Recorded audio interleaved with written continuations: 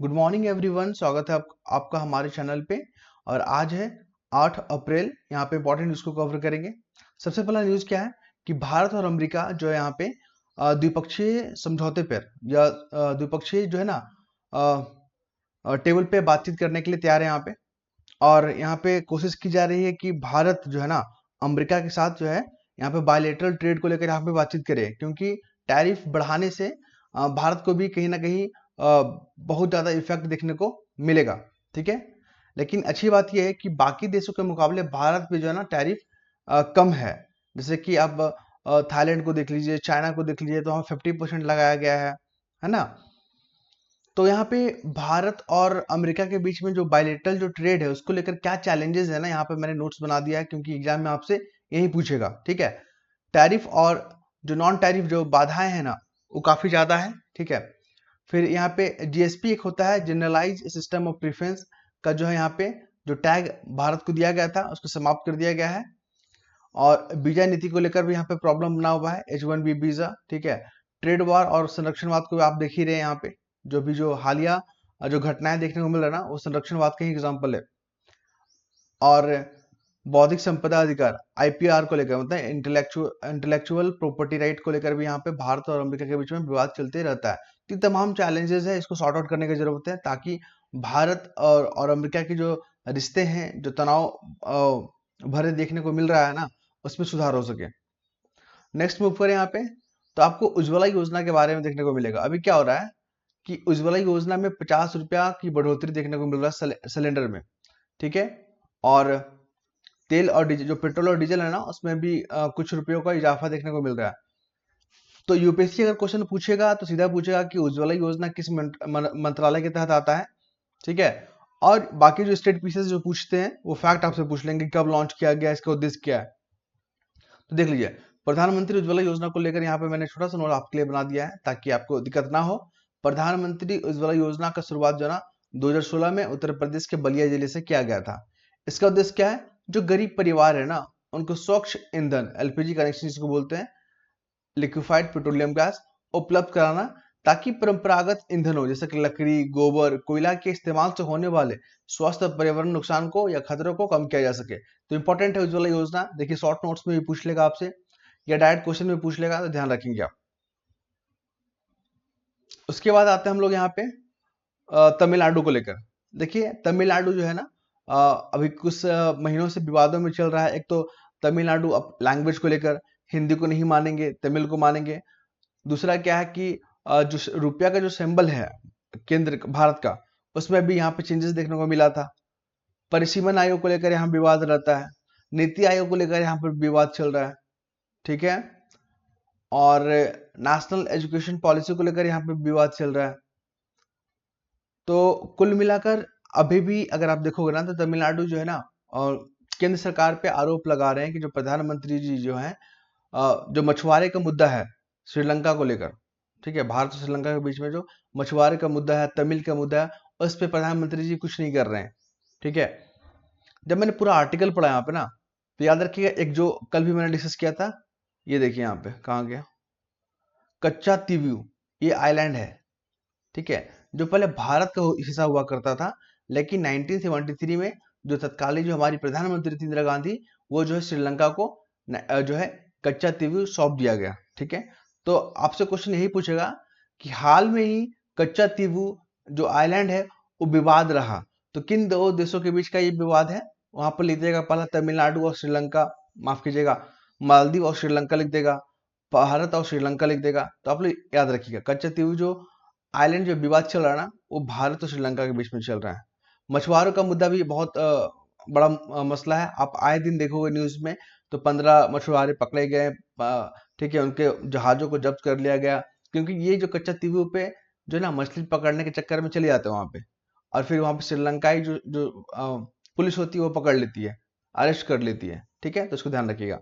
तो आपको बता दें यहाँ पे जो भारत और श्रीलंका के बीच में जो विवादित मुद्दे हैं, जैसे कि आप देखोगे तमिल मुद्दा, वहां पे तमिल लोग जो रह रहे हैं ना वहाँ अल्पसंख्यक है तमिल मुद्दा, तो इसको लेकर भी यहाँ विवाद चलते रहता है। मछुआरा विवाद अभी हाल में ही आप देखोगे ना 2-4 दिन पहले, तो न्यूज आते रहता है। साथ में चीन का बढ़ता प्रभाव चाइना में, ये भी बहुत बड़ा मसला है। हम्बनटोटा बंदरगाह आप याद रखेंगे, ठीक है। आर्थिक संकट 2022 में आर्थिक संकट आया था श्रीलंका में, भारत ने काफी हेल्प किया था। रणनीतिक रूप से हिंद महासागर में भी श्रीलंका का स्थान काफी महत्वपूर्ण हो जाता है, और ऐसे में अगर चाइना या तीसरी शक्तियों का वहां पे अगर बढ़ेगा इन्फ्लुएंस, तो भारत के जो सामरिक हित है वो कहीं ना कहीं प्रभावित होंगे। जो सांस्कृतिक जो संबंध है, ठीक है, वो हो गया, और व्यापार असंतुलन को लेकर भी। नेक्स्ट मूव करें, ये है एडिटोरियल पेज, और यहाँ पे आज जो टॉपिक डिस्कस किया गया ना, वो आतंकवाद को लेकर।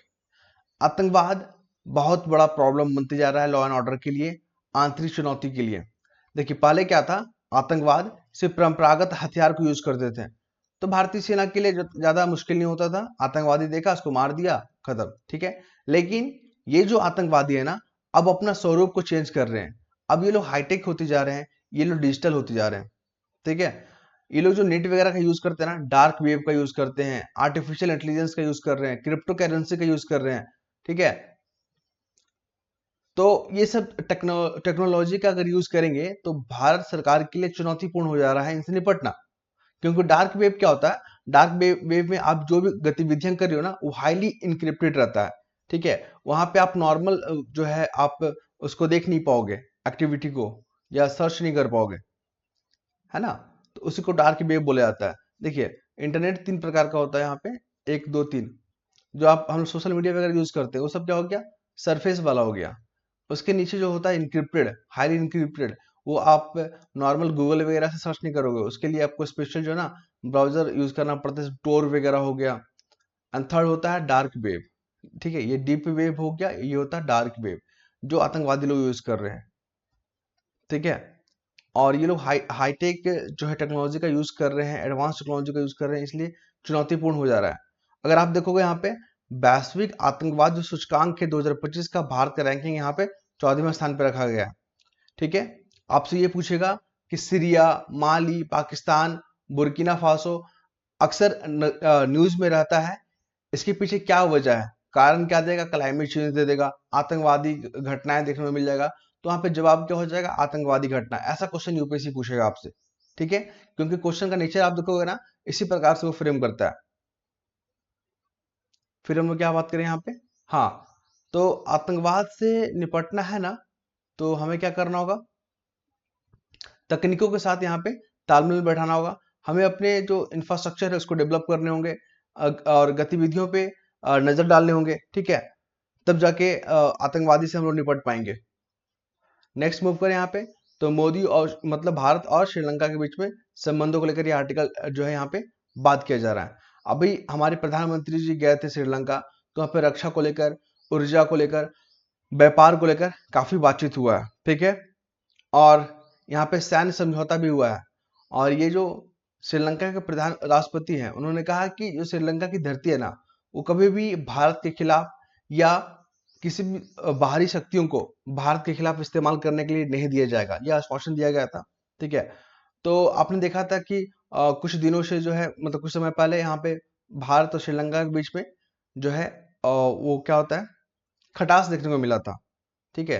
क्योंकि चाइना इन्फ्लुएंस करते रहता है, चाइना भड़का देता है श्रीलंका को कि अब भारत के खिलाफ आप ऐसे ऐसे गतिविधियां करो, आपको हम ये देंगे वो देंगे करके, तो लोग बहक जाते हैं, ठीक है। लेकिन भारत सरकार अपने पड़ोसियों के साथ बेहतर संबंध स्थापित करने के लिए क्या क्या प्रयास किया, यहाँ पर आप देख सकते हैं। जैसे कि कोविड-19 के दौरान जो यहाँ पे वैक्सीन प्रोवाइड किया था श्रीलंका को। फिर आप देखो 2022 में जो जो वित्तीय संकट आया था, आर्थिक संकट आया था, उसमें भारत सरकार ने बढ़ चढ़ कर हिस्सा लिया था, बढ़ चढ़ कर मदद किया था। फिर आपने देखा होगा कि 2019 में ईस्टर के मौके पर वहां पे आतंकवादी घटना हुआ था, तो हमारे प्रधानमंत्री जी स्वयं जाके इसका निरीक्षण किए थे, ठीक है। कच्चा तीवू आइलैंड भी याद रखिएगा, ये भी जो है काफी न्यूज में चल रहा है, क्वेश्चन पूछे जा सकते हैं। अमेरिका जो है यहाँ पे जो टैरिफ बढ़ाया है, अगर आप देखोगे तो बाकी देशों में 54%, 36%, 46% है, भारत को यहाँ पे 26% पे रखा गया है। तो भारत के लिए अवसर है कि जो प्रोडक्ट जो पहले चाइना, वियतनाम, थाईलैंड लोग पहुंचा सप्लाई कर रहे थे अमेरिका में, अब भारत उसकी जगह ले सकता है। लेकिन भारत को इंफ्रास्ट्रक्चर और इन्वेस्टमेंट को यहाँ पर सुधार करना होगा, पहला बात ये हो गया। दूसरा अगर हम लोग बात करें यहाँ पे, तो यहाँ पे लॉजिस्टिक हो गया, आधारभूत ढांचे, इन्वेस्टमेंट पे हमें काम करना होगा, तभी भारत को ये सब फायदे मिल पाएगा। ठीक, तो ये जो इंपॉर्टेंट फैक्ट थे डिस्कस किया मैंने आपके साथ। अगर आप पीडीएफ चाहते हैं तो आपको टेलीग्राम लिंक पे जो है मिल जाएगा। तो लिंक कहाँ मिलेगा आपको? हमारी वीडियो के कमेंट बॉक्स में। ठीक है, बहुत लोगों ने अपना फीडबैक दिया है, कुछ लोग देते हैं, मुझे बहुत अच्छा लगता है, कुछ लोग नहीं देते हैं, जो कि मुझे बहुत अच्छा नहीं लगता है। ठीक है, तो नेक्स्ट वीडियो मिलते हैं हम लोग। धन्यवाद।